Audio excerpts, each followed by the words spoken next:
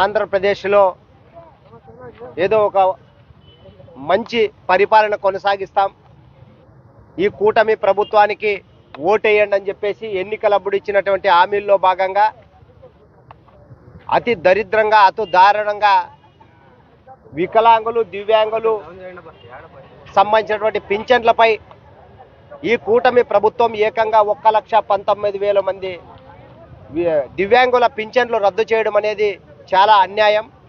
మరి అనంతపూర్ జిల్లాలో అయితే ఏకంగా 18,000 పింఛన్లు తొలగించినట్లు ఇప్పటికే అధికారికంగా నోటీసులు ఇవ్వడం కూడా జరిగింది. మరి 90% 100% దివ్యాంగులైన అటువంటి సర్టిఫికెట్లు పొంది దాదాపు 15-20 సంవత్సరాలుగా వాళ్ళు పింఛన్లు తీసుకుంటున్నప్పటికీ మరి ఈ కూటమి ప్రభుత్వానికి సంబంధించినటువంటి డాక్టర్లు రీవెరిఫికేషన్ అంట, వాళ్ళు ఇంటింటికి పోయి ఎవరు దివ్యాంగులు ఉన్నారు, ఎవరికి ఎంత మాత్రం పర్సెంటేజ్ ఉందని చెప్పేసి మేము విచారణ చేస్తామని చెప్పేసి వచ్చినటువంటి డాక్టర్లు గతంలో ఇచ్చేటువంటి డాక్టర్ సర్టిఫికేట్లను పూర్తిగా విస్మరిస్తూ వీళ్ళు వికలాంగులే కాదు, వీళ్ళు అన్ని రకాలుగా ఆరోగ్యంగా ఉండారనే రకంగా వాళ్ళకి సర్టిఫికేట్లు ఇవ్వకుండా వీళ్ళు పింఛన్లకు అనర్హులను ప్రకటించడం అనేది కూడా చాలా అన్యాయం. మరి దివ్యాంగులని ఇప్పుడు చూసే ఉన్నాం, 100% వాళ్ళ పనులు వాళ్ళు చేసుకోలేని స్థితిలో, ఎదుటి మనిషిని గుర్తుపట్టలేని పరిస్థితిలో, నడవలేని స్థితిలో వాళ్ళు పడుతున్నటువంటి ఇబ్బందులను మన కళ్ళుతోనే చూస్తున్నాం. మరి సాటి మనుషులుగా మనకే ఈ రకంగా వీళ్ళు నిజమైన దివ్యాంగులు అనేది మనకు అర్థమవుతుంటే MBBS చదివినామని చెప్పే డాక్టర్లకు మాత్రం వీళ్ళు దివ్యాంగులు కాదంట.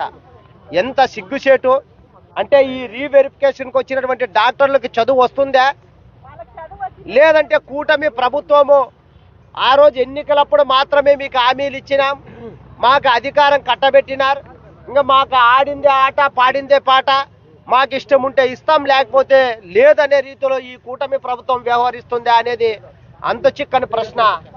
మరి 1,19,000 దివ్యాంగుల పింఛన్లు తొలగించడం అనేది డిప్యూటీ ముఖ్యమంత్రి పవన్ కళ్యాణ్ గారికి కానీ ముఖ్యమంత్రి చంద్రబాబు నాయుడు గారికి కానీ తెలిసే ఉంటుంది కదా.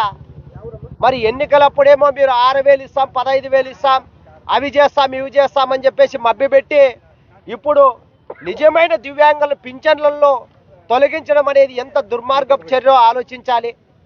మరి ఖచ్చితంగా అనంతపూర్ జిల్లాలో తొలగించినటువంటి 18,000 దివ్యాంగులకు తిరిగి వారికి పింఛన్ సదుపాయం కల్పించాలి. మరియు రాష్ట్ర వ్యాప్తంగా తొలగించినటువంటి 1,19,000 మందికి కూడా ఇవ్వాలని చెప్పేసి ఈరోజు దివ్యాంగులు చేస్తున్నటువంటి ఈ పోరాటానికి దళిత గిరిజన సంఘాల జేఏసీగా మా సంపూర్ణ మద్దతు తెలియజేస్తూ ఈ ఉద్యమంలో పాల్గొంటున్నాం. లేదంటే మాత్రం ఈ దివ్యాంగులు ఎవరైతే ఉన్నారో ఈ మనుషులు గుర్తించలేని పరిస్థితుల్లో వాళ్ళ పనులు వాళ్ళు చేసుకునే స్థితిలో బతుకుతున్నటువంటి గోడు ఈ కూటమి ప్రభుత్వానికి ఖచ్చితంగా కొట్టుకుంటుంది. వీళ్ళు మట్టిలో కలిసిపోతారు. ఇప్పటికే వీళ్ళ శాపం, వీళ్ళు గోడు, వీళ్ళ ఆవేదన ఈ ప్రభుత్వానికి తగిలే ఉంటుంది. అది మరింత జరుపుకోకుండా ఉండాలంటే తొలగించినటువంటి పింఛన్లు తిరిగి పునరుద్ధరించి వాళ్ళకి న్యాయం చేయాలని చెప్పేసి తెలియజేస్తున్నాం. మరి ఆ రకంగానే దివ్యాంగులు ఇక్కడ వచ్చిన వాళ్ళే కాకోకుండా ఎవరైతే బాధితులు ఉంటారో వాళ్ళందరినీ కలుపుకొని ఈ కూటమి ప్రభుత్వానికి కనువిప్పు కలిగే విధంగా పెద్ద ఎత్తున ఉద్యమాలు చేసే కార్యక్రమాల్లో ఉంటామని తెలియజేస్తున్నాం. జై భీమ్.